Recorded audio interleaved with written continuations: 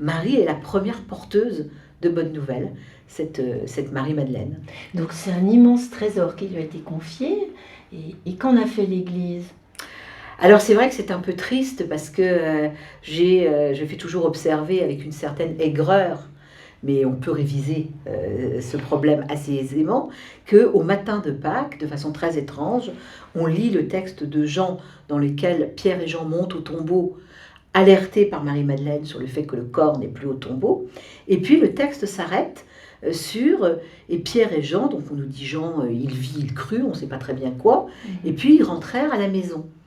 Et le matin de Pâques, on arrête de lire le texte là, et on ne lit pas l'apparition à Marie-Madeleine et le dialogue où elle cherche le Seigneur, où elle voit des anges dans le tombeau, auquel elle ne s'intéresse d'ailleurs pas, parce que ce qu'elle veut, c'est qu'on lui rende le corps de son Seigneur, et avec cette très belle méprise qui fait que comme en fait, elle cherche le corps d'un mort. Comme on cherche le corps d'une personne bien aimée. Bien sûr, et d'ailleurs, il y a une certaine... Quand on lit ce texte, on voit bien qu'elle est dans cette figure de nombre des femmes dans le monde qui réclament le corps des leurs. Moi, elle me fait penser aux mères de la place de Mai en Argentine qui réclamaient le corps de leurs enfants. Et il y a dans Marie-Madeleine cette figure des femmes qui veulent prendre soin jusqu'au bout de ceux qu'elles aiment. Et donc, elle cherche le corps de son Seigneur.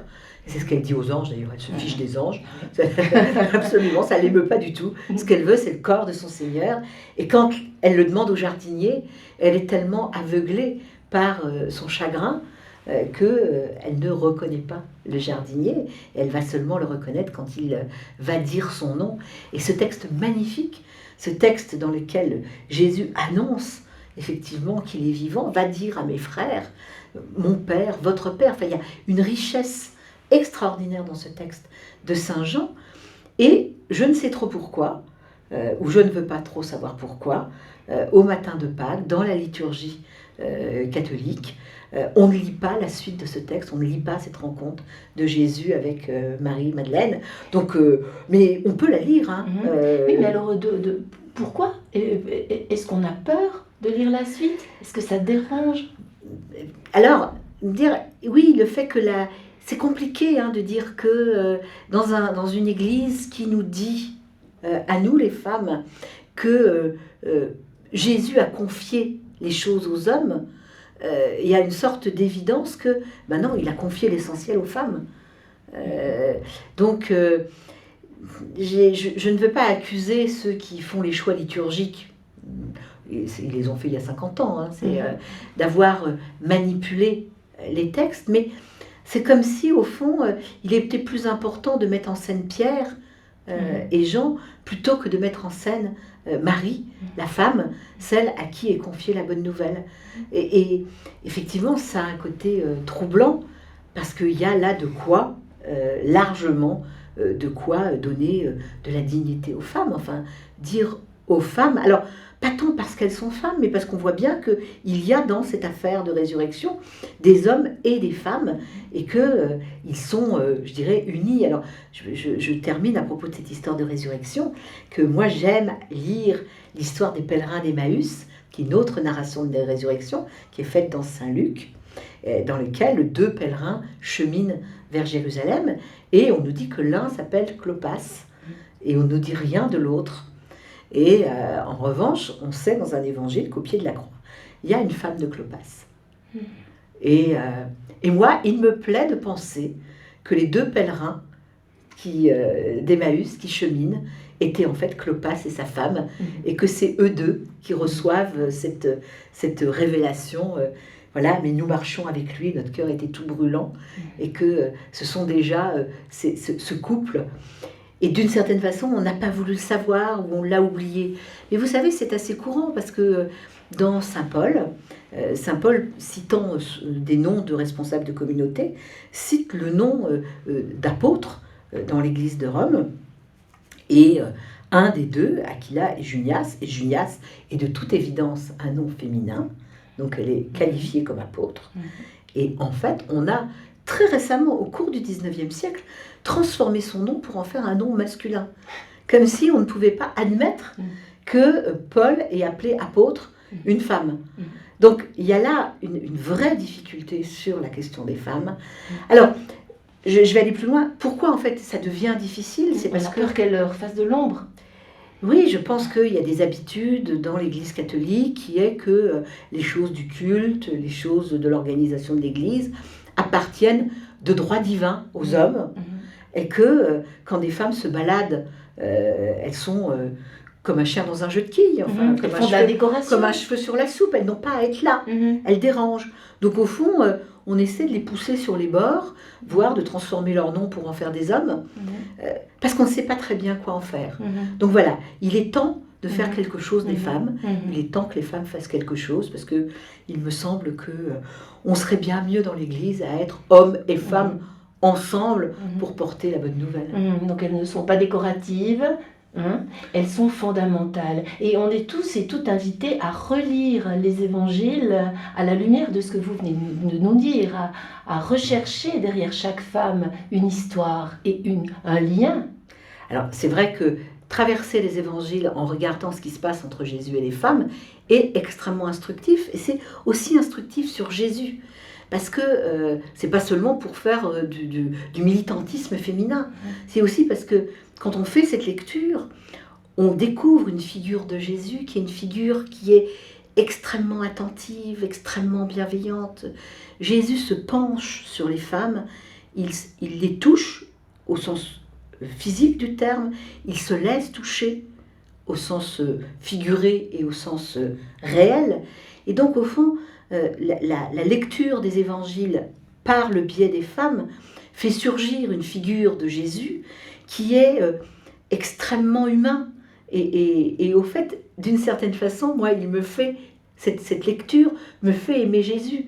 Je me retrouve dans cette figure de femme qui regarde cet homme et qui, au fond, tombe un peu amoureuse. Un peu toute Marie de Magdala, Oui, en fait, absolument. où on découvre aussi ce regard aimant de Jésus. Oui, effectivement, je veux dire, Jésus a une immense attention. Ce qui est frappant, c'est l'attention de Jésus pour les femmes qu'on ne voit pas, pour les invisibles.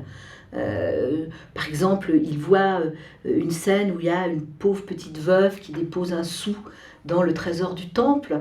Et en fait, Jésus la voit, il la voit et tout d'un coup, il la montre et il dit, voilà, cette femme, c'est une femme de rien et elle a déposé rien.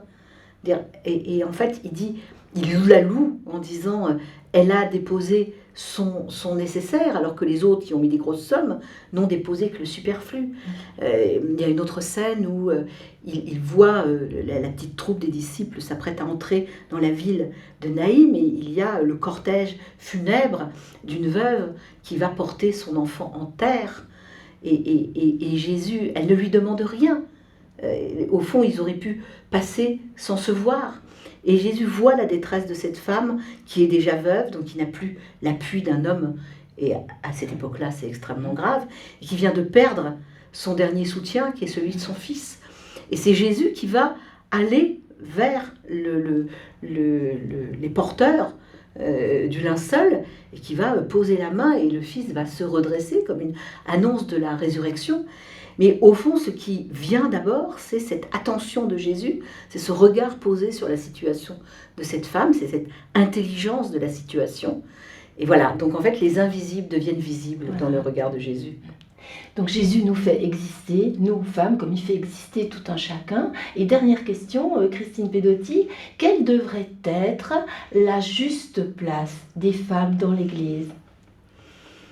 Je veux dire, d'une certaine façon, elle devrait être la place qui convient à leurs compétences.